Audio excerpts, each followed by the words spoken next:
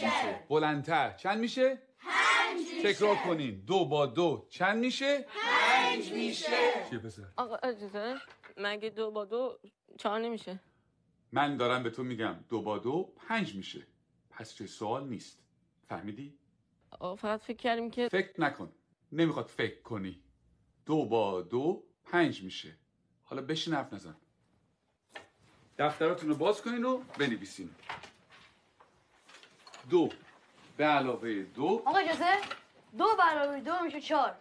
وقتی همه چی 4 میشه چطوری ممکنه یه دفعه 5 بشه؟ اصلا کی به تو چیز حرف زدن داد؟ به چه حقی من از سوال میبری؟ آقا فقط میخواستم بگم 2 با 2 5 میشه. تکرار کن. ولی آقا روی تخته تکرار کن. 2 به علاوه 2 رو به تخته. 4. همتون میدونین که 4 میشه. تخته رو نگاه تو کن. هم که میدونی 4 میشه چیزی نمیگی. سکوت.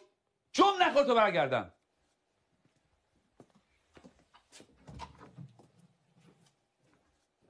چکشه بابا. میخوای همه اونجا در سر بندازی. خیلی عصبیش کردم. یا پدرشو در میاره. این دانش آموز فکر کنه از همه بهتر میدونه. خیلی روش زیاده. بگو ببینم پسر 2 با 2 چند میشه؟ آقا اجازه 4 میشه آقا. شنیدی؟ باورتون میشه؟ این دانش آموزان از ممتازترین دانش آموزان مدرسه‌ان.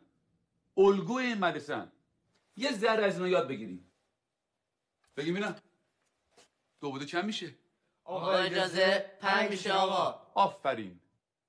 بیا اینجا پسر.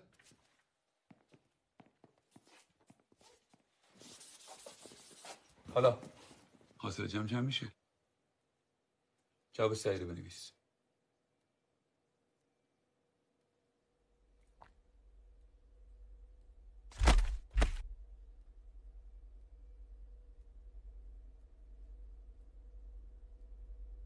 این آخرین فرصته.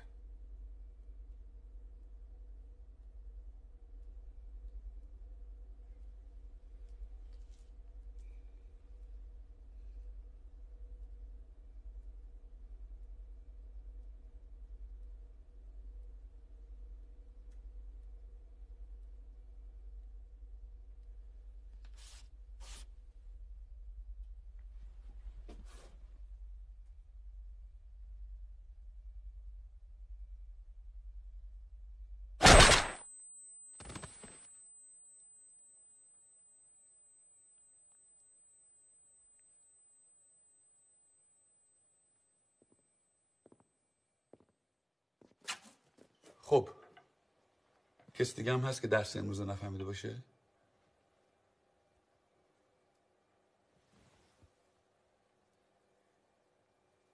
نگاه کن.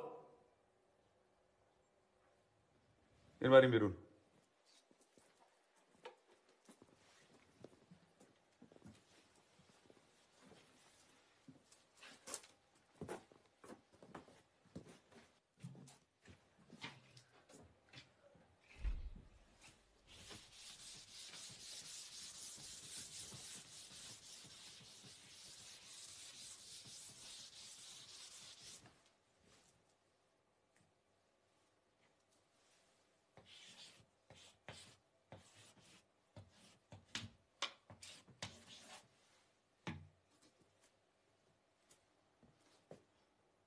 دفتراتون رو باز کنه بنویسین.